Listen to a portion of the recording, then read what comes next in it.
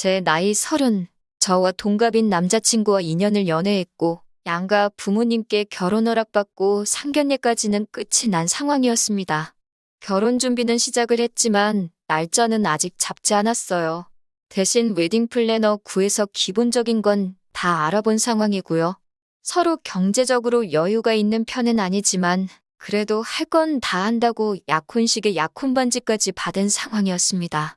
나이도 같고 서로 사회생활 시작한 기간도 비슷해요. 심지어 둘이 버는 돈까지도 비슷하고요. 그 외에도 여러 공통점이 많았는데 그래도 성격적으로 맞고 연애하는 동안 좋은 모습만이 보여줬으니 결혼까지 결심하게 되었습니다. 2년이면 서로를 알아가기에는 충분한 시간이라고 생각했는데 정말 사람은 알다가도 모르겠네요. 저희 부모님은 서울에서 그리 멀지 않은 지방광역시에 거주하고 계십니다. 두 분 다 아직 50대 중반이시고 다 늙어서 자식들한테 손 벌리고 싶지 않으시다며 아직도 두 분 다 경제활동을 하고 계세요. 어머님은 사무실 나가시고 아버지는 택시 운전하고 계시고요. 남자친구 회사가 저희 부모님 살고 계신 지역에 지사가 있어서 그 지역으로 출장이 잦은 편이에요. 연애하는 동안 한 번도 몰랐던 사실을 얼마 전에 알게 되었습니다. 그동안 남자친구가 저희 부모님 살고 계신 지역으로 출장을 갈 때마다 저희 아버지한테 따로 연락해서 같이 식사도 하고 그랬다는 겁니다. 저한테 한 번도 티낸 적 없었고 아버지도 무뚝뚝하신 분이라서 어머니나 저한테 따로 말해준 적도 없어서 전혀 알 길이 없었어요. 솔직히 남자친구가 동갑이라 조금 철부지 같아 보인다는 생각을 받았는데 이런 의외의 사실에 적잖이 감동했어요. 그게 쉬운 일은 아니잖아요? 며느리가 시댁에 먼저 연락하고 안부 전화 드리고 하는 건 많지만 사위가 처가에 먼저 연락하고 시키지도 않았는데 장인어른만 따로 불러내 식사하고 그러는 경우는 드물잖아요. 저도 예비시모 불편해서 먼저 연락하거나 한 적 없는데 남자친구의 그런 의외의 속 깊은 면에 적잖이 감동하게 되었습니다. 아버지랑 친하신 택시 하시는 분이 놀러와서 저희 집 사위 잘 본 것 같다고 자랑처럼 늘어놓으시면서 이 사실을 저를 포함해서 어머니도 알게 되었어요. 비록 남자친구가 샀다는 그 식사가 동네에 있는 허름한 기사식당이긴 했지만 출장 가서 일 보는 것도 정신없고 힘들 텐데 일부러 시간도 내고 신경 쓰고 있다는 사실 하나만 가지고도 충분히 감동할 만한 일이었죠. 백반 먹은 게 끝내 아쉽기는 했지만 그 상황도 이해가 갔습니다. 저희도 결혼 앞두고 한 푼이라도 더 모아보겠다고 돈을 엄청 아끼고 있는 상황이었거든요. 하루는 저희 어머니한테서 연락이 왔어요. 예비사위가 당신들한테 이렇게 잘 하려고 노력하고 있는데 저도 예비시댁에 뭐라도 하나 하는 게 경우가 맞지 않겠냐고요. 어머니 말씀이 100번 맞는 말이었지요. 남자친구 속 깊다, 대단하다 말은 하고 있지만 저는 그 사실을 알게 된 후에도 여전히 예비시모인 어머님이 어려웠고 먼저 연락드리는 건 엄두도 못 내고 있었거든요. 막상 제가 개인적으로 어머님한테 연락을 드려서 같이 식사하자고 말을 하려니 도무지 입이 떨어지지가 않았어요. 남자친구는 잘하고 있는데 저는 왜 이 모양인가 싶을 정도였어요. 해도 도무지 어머님하고 같이 식사하고 싶다는 말이 나오지 않으니 남자친구를 만났을 때 저한테 대신 전해달라는 식으로 부탁을 하게 되었습니다. 남자친구는 갑자기 어머니랑 식사는 왜 하려고 하느냐며 놀라더라고요. 그래서 제가 남자친구가 출장 갈 때마다 아버지 만나 식사하고 연락드리고 하는 거 다 알고 있다고. 고마워서 보답을 하고 싶은데 도무지 내가 먼저 연락드리기는 어려우니 대신 좀 부탁한다고 말을 꺼냈지요. 그런데 남자친구는 다른 것보다 표정에 당황한 기색이 역력했어요. 저한테 아버님이 자기랑 식사하고 있다는 사실을 먼저 말을 하셨느냐고 질문부터 하더라고요. 그건 아니고 어쩌다 알게 되었다 알려줬습니다. 그런데 왜 저러나 싶더라고요. 칭찬받은 일에 당황을 하고 있으니 말입니다. 그냥 그게 멋졌고 부끄러워서 그러는 건가 싶었어요. 그런데 남자친구는 마치 저한테 확인이라도 받으려는 듯 아버지가 따로 말한 건 없었느냐며 계속해서 물어왔어요. 왜 저러는가 싶었는데 그때는 남자친구가 제가 어머님과 단둘이 만나는 게 불편한가 하는 생각이 들었습니다. 혹시 불편해서 그러는 거냐 그러면 어머님하고 식사는 따로 안 하겠다 그렇게 말을 했더니 남자친구는 제 반응을 살피면서 그런 건 아니고 하면서 말끝을 흐렸습니다. 너가 우리 집에 잘하니 나도 너네 부모님께 잘하고 싶어서 그러는 거다. 몇 번을 이야기한 끝에야 남자친구는 어머님한테 연락을 해서 약속 시간을 잡아줬어요. 이후 제가 어머님하고 만났을 때 어머님이 아주 보통이 아닌 분이라는 걸 느꼈거든요. 그래서 남자친구가 이때 저한테 어머님을 결혼 전에 겪어보게 하고 싶지 않아서 그랬던 거라고 생각을 했습니다. 그리고 솔직히 그때까지도 남자친구가 단지 어머님을 저 혼자 만나는 걸 불편해했던 사실이 이후 제가 어머님하고 만나서 어머님이 제게 보여준 모습 때문에 그랬던 거라고 생각을 했었어요. 아직 예비 시모인 어머님을 제대로 겪어본 적은 없었거든요. 어머님하고 식사한 날에 이게 맞나 하는 생각까지 들 정도로 그 자리는 저한테 조금 충격적으로 다가왔습니다. 식사를 하기로 한 날에 어머님과 만나기로 한 강남역 근처에 있는 카페로 갔어요. 시간 약속 잘 지키는 사람이란 걸 보여드리기 위해 약속 시간보다 20분 먼저 장소에 도착했거든요. 그런데 어머님은 약속 장소에 1시간이 지나서야 도착을 했습니다. 둘이서 만나는 걸로 알고 있었는데 저한테는 사전에 말도 없이 예비 신우들을 데리고 오셨습니다. 남자친구랑은 터울이 좀 있고 둘이서는 연년생으로 대학생이에요. 연애하면서 남자친구가 동생 이야기는 거의 하지 않았고 실제로 봤을 때도 낯을 가리는 건지 오빠가 어려운 건지 거리두고 있어서 그냥 안 친한가 보다 생각을 했었거든요. 그런데 말도 없이 예비 신우 둘을 끌고 오니 조금 당황스럽기도 했습니다. 지각한 건 생각도 나지 않았어요. 어머님도 혹시 며느리 되는 내가 불편해서 그랬겠지 하고 깊게 생각하지 않으려 했습니다. 어머님께서도 오래 기다렸느냐면서 저한테 곧장 미안하다는 말을 하셨고요.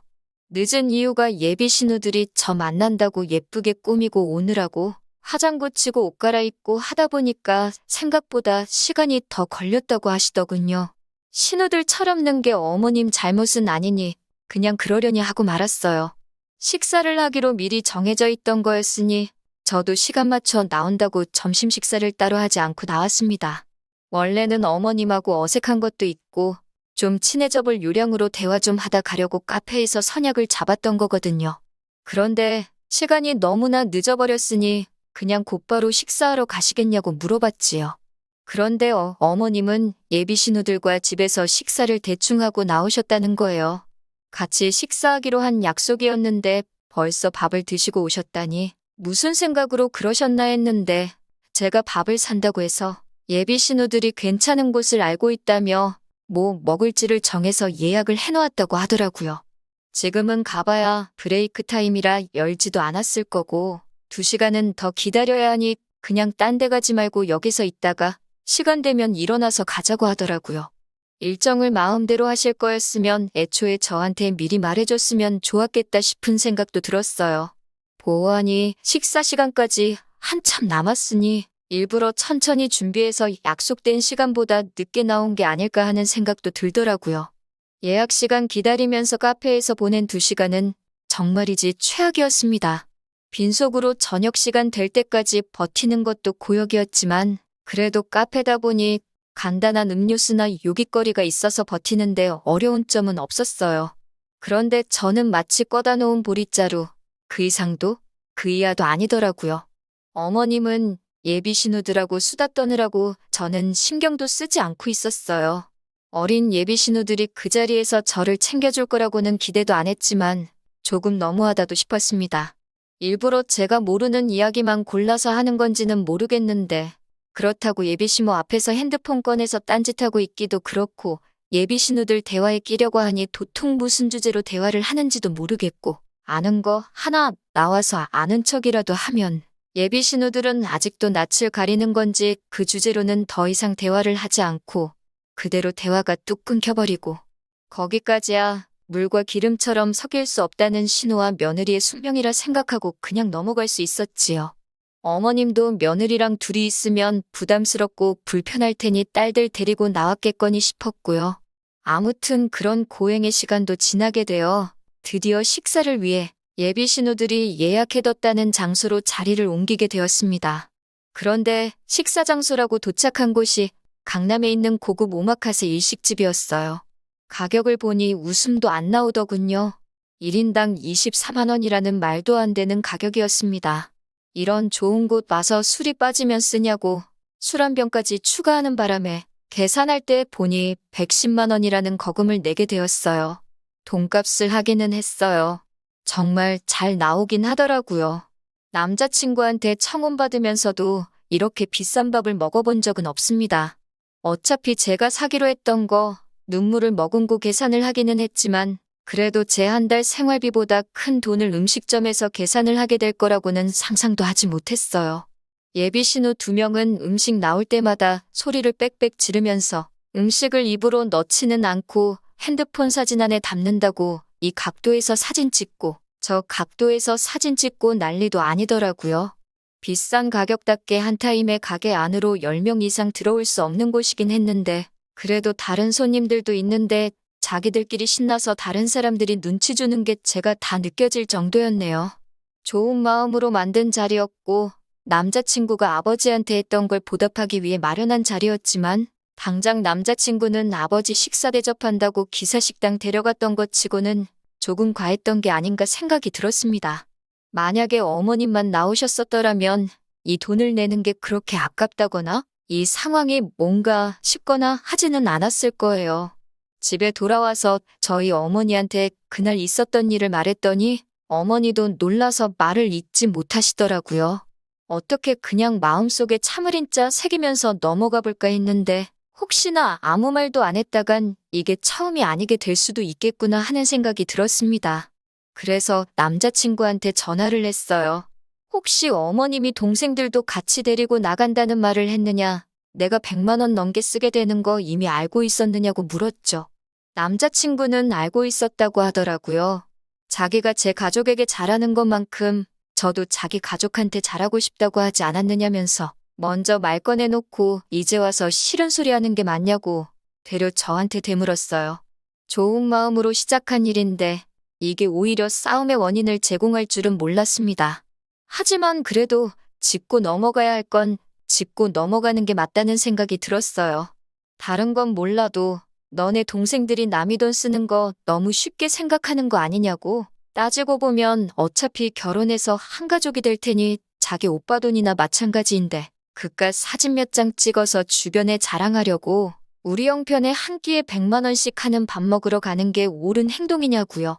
남자친구는 아무 대답도 못하다가 기어이 만능 치트키를 쓰더군요.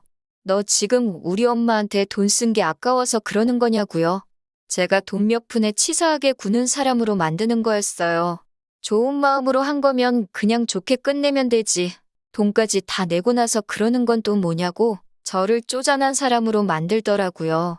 당장 자기도 출장 가서 식비 나오는 거 편의점 도시락으로 때우고 돈을 남겨올 수도 있고 아니면 먹고 싶은 거 사 먹을 수도 있는데 자기는 그거 저희 아버지한테 쓴 게 하나도 아깝지 않았다고 하는 겁니다. 당연하겠지요.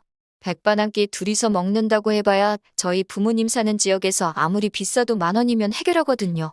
나도 니네 가족들한테 밥 사준다고 하고 꼴랑 10,000원 쓰고 나오면 이딴 소리 안 나왔다는 말이 턱끝까지 차올랐는데 남자친구 말 맞다나 좋은 마음으로 시작한 건데 그걸 가지고 돈이 아깝네 하면서 싸우면 괜히 사이만 더 나빠지는 게 아닌가 싶어서 그냥 참았습니다.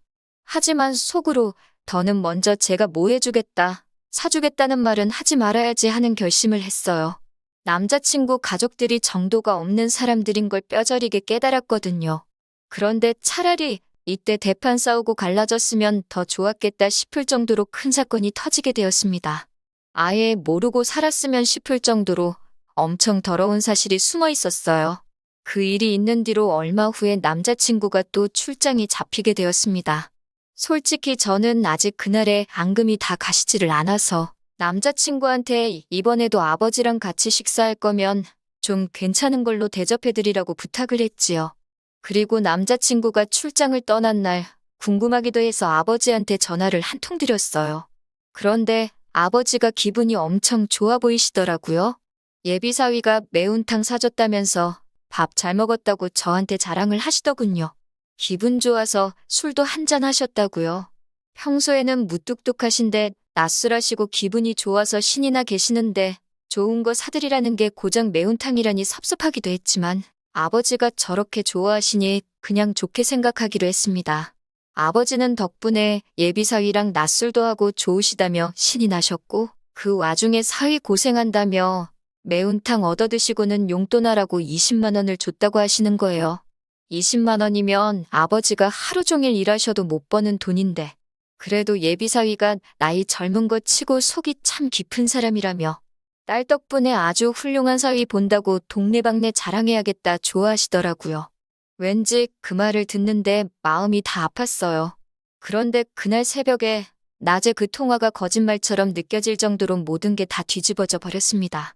아버지가 분노 가득한 목소리로 전화가 왔어요. 결혼이고 회사고 다 필요 없으니까 당장 집으로 내려오라 호통을 치고 전화를 끊으시더군요. 보통은 저렇게까지 화를 내시는 일이 거의 없어요. 무슨 일이 있나 하고 어머니한테 전화를 드렸는데 어머니도 네가 직접 와보면 알 거라고만 하시고 별말이 없으시길래 무슨 일이 나도 큰일이 났구나 싶어서 부랴부랴 택시 잡아서 부모님 댁으로 향했습니다. 집에 도착하니 남자친구가 저희 부모님 앞에 무릎을 꿇고서는 잘못했다고 빌고 있더라고요. 이게 다 무슨 일이냐고 부모님한테 왜 쟤는 여기 와서 무릎 꿇고 빌고 있는 거냐 물어봤더니 궁금하면 직접 물어보라고 하시길래 남자친구한테 말해보라고 했습니다. 입이 10개가 있어도 모자란지 제 질문에 대답은 못하고 죄송하다, 미안하다, 사과만 연신하고 있더라고요. 결국 어머니께서 이게 무슨 상황인지 다 설명해 주시는데 어머니 설명 다 듣고 나서 그 길로 남자친구 머리채를 낚아채서 죄다 뜯어버리고 바닥에 패대기 쳐버렸습니다. 아버지가 그날 낯설도 하시고 남자친구 용돈하라고 큰 돈도 줬으니 낮에 일도 못하고 돈도 못 벌어서 평소에는 잘 안 하시는 야간 영업을 나가신 거예요. 그렇게 번화가에서 손님을 하나 태우게 되었답니다. 젊은 커플이 술에 징하게도 취해서 혀는 다 꼬부라져서 반말 찍찍 내뱉으며 근처에 있는 숙박업소로 가라고 했다더라고요. 그런데 목소리가 익숙하고 위화감이 느껴져서 룸밀러로 승객을 쳐다봤더니 다른 놈이 아니라 남자친구였던 겁니다. 옆에 앉은 여자는 옷 입은 꼬라지를 보아하니 술집에 나가는 여자였다고 하고요. 순식간에 상황 파악이 끝난 아버지가 여자한테는 몸성하고 싶으면 여기서 내리라고 한마디 하셨다고 해요. 여자는 술이 남자친구보다 덜 취했는지 아버지 말 듣자마자 쫄아가지고 차에서 주랭랑을 쳤다고 합니다. 남자친구는 옆에 탄 여자가 갑자기 도망쳐버리니 어디 가냐고 하면서 따라 내렸고요. 아버지도 그런 남자친구 쫓아가 바로 멱살을 잡았고 남자친구는 인사불성이 되어서 아버지도 못 알아보고 고래고래 소리를 지르다가 상황을 눈치채게 돼버린 거지요. 그 길로 아버지한테 멱살 잡혀서 끌려와 살려달라고 빌고 있는 상황이었어요. 그 와중에 더 믿을 수 없는 사실을 전해 듣게 되었네요. 그동안 남자친구가 아버지랑 점심 식사하면서 대놓고 용돈을 요구했다고 하는 겁니다. 결혼 준비하는데 돈을 아끼다 보니 저 맛있는 거 하나 제대로 못 사준다면서 아버지한테 용돈을 달라고 했대요. 아버지는 그동안 예비사위한테 5천 원도 안 하는 백반 한 끼 얻어먹고 적게는 5만 원에서 많게는 10만 원씩 저랑 엄마 몰래 예비사위한테 뜯기고 있었던 거예요. 남자친구는 아버지한테 받은 그 돈을 가지고 출장 끝나고 같이 출장 나온 직장 동료랑 해서 술집 가서 여자 부르고 유흥하는데 홀랑 탕진해버리고 그랬던 거고요. 모르긴 몰라도 그러는 와중에 지 돈도 홀랑 써버렸겠지요. 아버지는 그 와중에도 남자친구가 아버지한테 용돈 받은 거 체면 운운하면서 비밀로 좀 해달라고 했던 남자친구 부탁에 비밀 지켜주시며 끝까지 아무 말도 안 하고 계셨던 거였고 이렇게 뒤통수를 세게 맞았던 것이었죠. 생각해보니 남자친구도 자기가 출장 가서 예비장인이라고 같이 식사도 하고 평소 성격이면 그걸 가지고 저한테 생색을 내도 12번은 더 냈을 텐데 아무 말 없이 있었던 게 저렇게 찔리는 구석이 있었기 때문이었던 겁니다. 그러니까 처음에 제가 고맙다고 아버지한테 먼저 연락도 하고 같이 식사도 하는 것 참 속 깊은 사람이다 했을 때도 저한테 뭐라도 알아내려는 듯 꼬치꼬치 캐물은 게 제가 어디까지 알고 있나. 아버지한테 용돈 뜯어내고 있는 것도 알고 있나 떠보려고 그랬던 거라는 생각이 들더라고요. 다른 건 몰라도 결혼 약속한 상대방 두고 술집 다니면서 여자한테 돈 쓰고 그러는 놈하고 결혼하는 건 제가 머리에 총 맞은 것도 아니고 무슨 일이 있어도 용서해 줄 만한 상황이 아닌 거라는 건 누구보다 제가 제일 잘 알고 있었어요. 심지어 그 유흥비 또한 예비장인어른 얼마 벌지도 못하는 푼돈 뜯어서 다닌 거였으니 말 다 했지요. 그런데 무엇보다 지 가족만 소중한 이기적인 지 엄마랑 개념도 없고 염치도 밥 말아먹은 저 자식 동생들에게 100만 원이나 써버린 저한테 내 가족한테 돈 쓰는 게 아깝냐고 따져묻던 개꼬라지가 생각이 나서 참을 수가 없더라고요. 여태껏 아버지한테 받아간 돈부터 포함해서 네 여동생들인 나한테 빌부터 뜯어먹은 돈까지 다 뱉어내라고 했습니다. 결혼은 당연히 물 건너갔다고 말했고요. 그나마 네 엄마가 먹은 건 우리 아버지 여태 백반값 계산해준 게 기특해서 그걸로 봐주겠다고 했죠. 뭐 그 돈이라고 해서 다 합쳐봐야 200만 원도 안 되는 푼돈이겠지만 머리채 몇 번 쥐어뜯은 걸로 끝내기에는 평생 두고두고 후회할 것 같은 생각이 들어서 어떻게든 돈이라도 받아내려고 했던 거예요.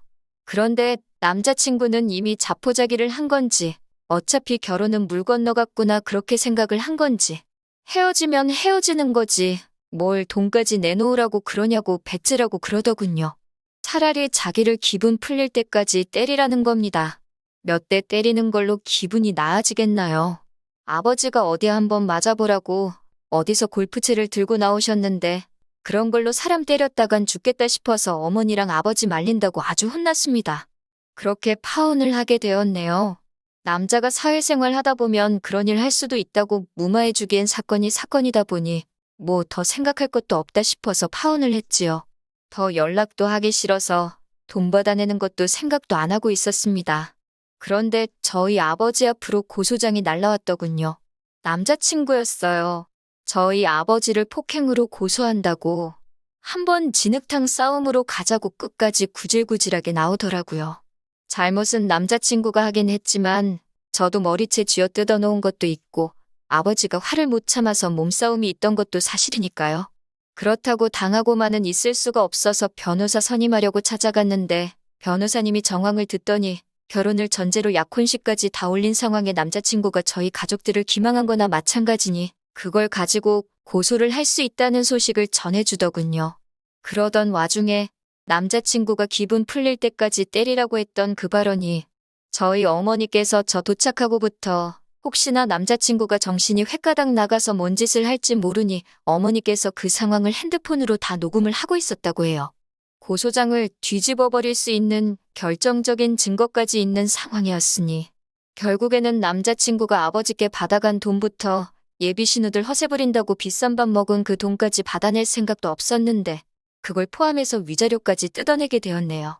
아버지 상해죄로 고소한 것 또한 허위사실을 증명해서 무죄가 되었고 남자친구 괘씸죄로다가 무고죄로 역고소를 할까도 생각해봤는데 변호사님이 하는 말이 긴 싸움이 될 수도 있고 원하는 결과가 나오지 않을 수도 있다고 하시기에 합의금으로 돈 더 뜯어내고 사건은 그냥 넘어갔습니다. 그 과정에서 남자친구는 그나마 다니던 직장에서 잘리게 되었으니 이 정도면 충분했다는 생각도 들었어요. 정말 사람이라는 건 겪어보기 전까지는 어떤 사람인지 알 방법이 없네요. 하지만 결혼을 준비하는 과정에서 이 사람의 본질을 알게 된 게 천만 다행이라고 생각합니다. 긴 이야기 들어주셔서 감사합니다. 오늘의 사연은 여기까지입니다. 구독과 좋아요, 알람 설정해주시면 앞으로 더 좋은 사연으로 찾아오겠습니다. 감사합니다.